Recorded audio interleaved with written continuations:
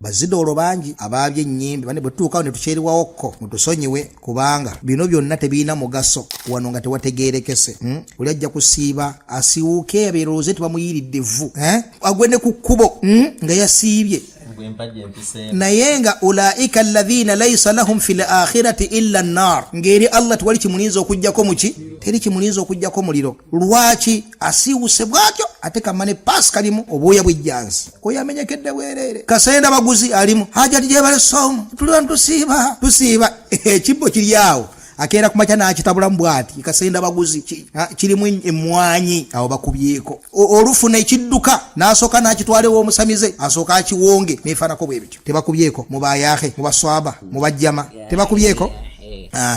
Ebya yahi ebya swaba ebya jama ebya musiramu byonna tebigasa muntu nga eno ewasifuye. N'olwekyo omuntu yenna akyalina eddiini y'ebyobuwangwa ng'agitambuliza wamu n'obusiraamu oyo amenyekera bwereere okubeera ng'asiiba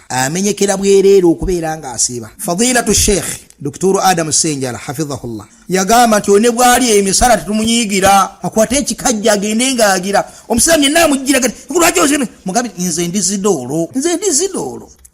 sirina kumenyeka n'ebyo nze ndi Zidoolo nkyagenda mu kyalo empewo zinfuweko nkyalina akayumba ekakalimu empewo z'ekika nkyalina ekiriga kya lubaale nkyalina effumu lya jjajja lya Naamira effumu eririmu amaanyi g'ekika nkyali mukongozi mu biggwa nkyalina ekifundikwa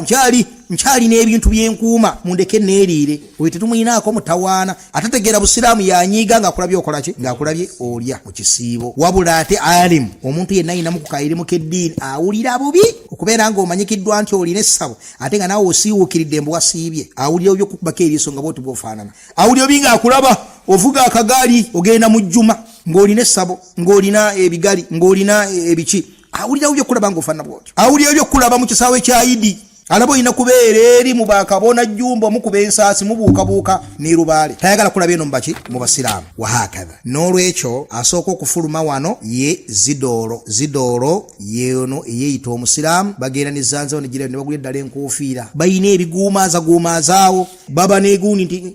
eno Qur'ani ogirabe eno ye Qur'ani Omwarabu gye wasuuna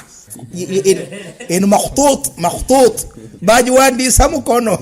Omwarabu gye leetera suuna ffe tugikwese olidde bulungi ebyo byonna tebiina kye bigasa munnange yawula bwawuzi Allah emikalabaana ne bwe togirina ne bwe gikubulako ejjinja lya wuzu ne bwe ligenda gwengo naabira wali mu busubi wofunira wuzu ne bwe kibeera tulina kintu kyonna mu ebyo gwengo yawula Allah gwe musiraamu.